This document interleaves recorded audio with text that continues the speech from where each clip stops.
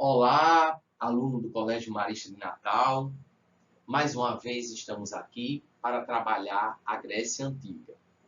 Meu nome é Elmo, sou professor de História e vamos agora, nesse exato instante, iniciar nossos estudos.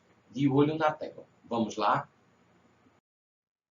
Quando nós falamos de Atenas, estamos falando de uma das duas principais cidades-estados da Grécia Antiga.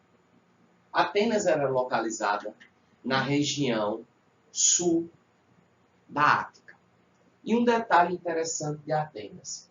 Atenas tinha um solo pobre, um relevo montanhoso, sem falar também que esses fatores negativos se somavam também à ausência de um grande rio perene, prejudicando, então, um desenvolvimento de uma atividade agrária em alta escala, partindo, então, para o comércio marítimo.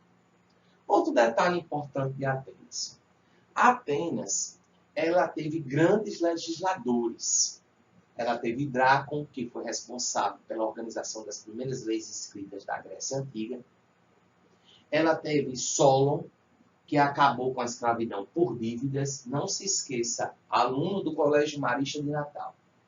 Atenas era uma grande cidade-estado na qual tinha uma das maiores populações escravizadas do mundo, em termos proporcionais nesse período. Se dizia que Atenas era uma ilha de escravos. Então, existia uma proporcionalidade gigantesca. Em cada um homem livre e algumas áreas da Atenas chegava a ter 2 escravos ou, alguns momentos, 1 por 1. E isso eu estou falando em alguns perímetros, não na totalidade do seu território. Deixar isso registrado. Outro detalhe também muito importante de Atenas. Solon, ele não só acabou com a escravidão por dívidas, como também ele simplesmente infraestruturou o que nós entendemos que seja a estrutura política grega, exatamente ateniense. Um detalhe também, foi ele que criou a Eclésia, a Bulé e o Elieu. Um detalhe também, em Atenas, os grandes detentores do poder eram quem? Os eupátridas, que significam bem-nascidos, os donos do poder. A grande elite latifundiária fundadora de Atenas, que tinha um intenso controle político. E foi com Clístenes que nasceu, então, o famoso regime democrático. A democracia ateniense, ela nos diferencia dos dias de hoje de forma gritante.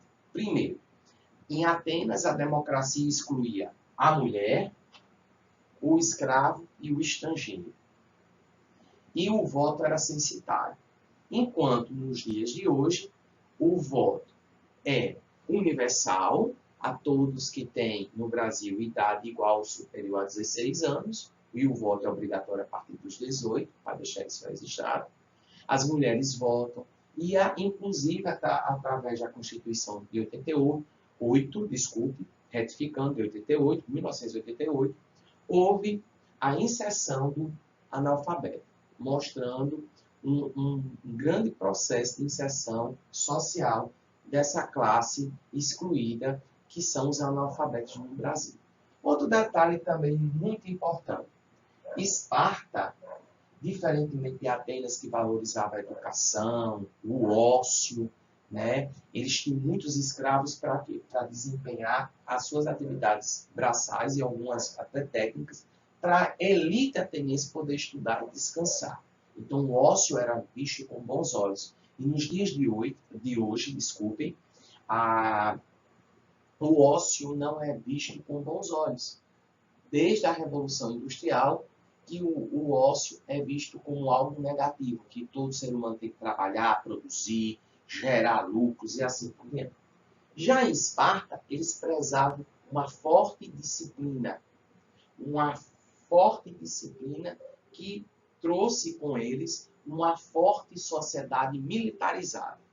E também era uma característica dos espartanos o quê? O infanticídio. Por quê? Eles alegavam que o Estado não tinha condições de manter deficientes. Ou seja, trocando em miúdos, tinha de ter homens e mulheres aptas para defender o Estado e desenvolver o Estado e fortalecer o Estado.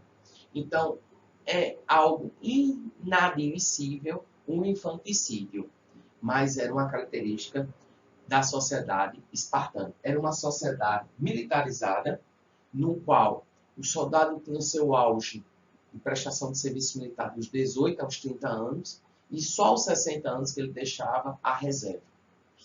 Um detalhe, aqui o regime era oligárquico, as grandes famílias que controlavam o poder. E existiam dois reis, uma diarquia, uma espécie de dois reis que iriam dividir o poder.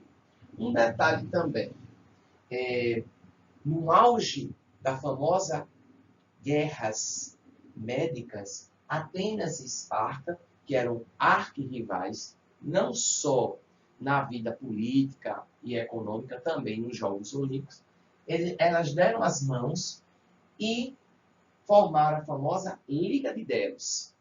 Essa Liga de Delos tinha a intenção, exatamente, de olho na tela também, tinha a intenção de enfrentar um inimigo em comum. Qual seria esse inimigo comum, professor? Os persas. Liderado por quem? Pelo grande imperador Dário I. E Dário I simplesmente conquistou a Grécia. Por que conquistou a Grécia? Porque a Grécia representava uma importante rota comercial pela bacia do Mediterrâneo. A Grécia tem mercado consumidor, sem falar que a Grécia ela radiava saber, cultura, e ao mesmo tempo ela era vista com bons olhos. Então, para os persas, conquistar a Grécia não era apenas uma vaidade, mas sim uma necessidade, uma autoafirmação que eles não eram bárbaros. O conceito de bárbaro nós já estudamos. Um detalhe também, muito importante da aula, foi, dando as mãos, Atenas e Esparta formaram a Liga de Delos para enfrentar os persas na famosa Guerras Médicas, que foi uma guerra muito longa, dividida em duas fases, por isso que são guerras médicas, elas se chamam. Primeira fase contra Dário e a segunda fase contra Xerxes, foi quando foi criada a Liga de Delos, que foi a reunião das principais cidades-estados na Ilha de Delos, com o intuito de formar uma força-tarefa, uma força militar, uma coalizão para enfrentar o inimigo em comum de todos, os persas. Porque eles chegaram à conclusão que só eles não teriam condições de expulsar e derrotar os persas.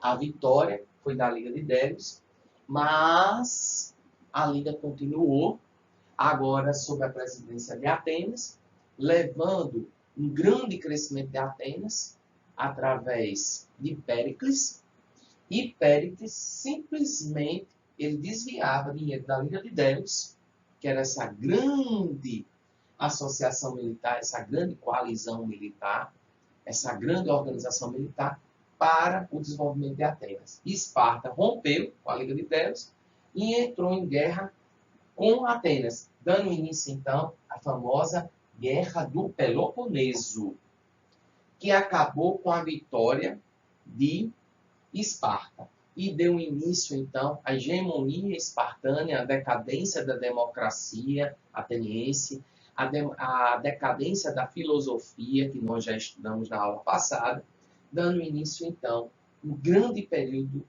de enfraquecimento que, no futuro, levaria à invasão dos macedônicos, através de Filipe da Macedônia, que conquistou a Grécia e depois, de forma bem precoce, seu filho, aos 18 anos, Alexandre o Grande, assumiu o trono e deu continuidade à política expansionista do pai, conquistando a Mesopotâmia, conquistando a Pérsia, conquistando o Egito e se tornando o grande imperador desse mundo macedônico, desse império macedônico. E o que é o helenismo? O helenismo, eu gostaria que todos prestassem atenção. O helenismo é a fusão da cultura grega com a cultura oriental. Então, Alexandre o Grande ao conquistar esses povos do Oriente, ele incentivava o casamento dos seus súditos, dos seus militares, ocorrendo assim um laço familiar e ocorrendo também uma fusão. Ele propagou também a construção de bibliotecas, a construção de cidades pilotos, que eram chamados de Alexandria, que iam radiar a cultura. E no frigir dos ovos, Alexandre o Grande acabou levando a filosofia para o Oriente e também trouxe para a Grécia saberes do Oriente, como levou também a cultura grega para o Oriente. Alexandre o Grande morre, dá início então um grande período de decadência dessa cultura grega que acabou depois sendo conquistada por outros povos, inclusive a Grécia acabou sendo conquistada pelos romanos.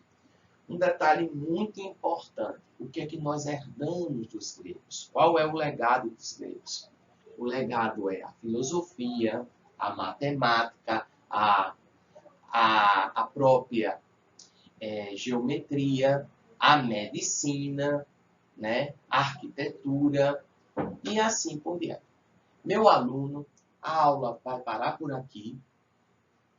Eu desejo a todos bons estudos e fiquem com Deus. Ok? Um beijo. Valeu, galera.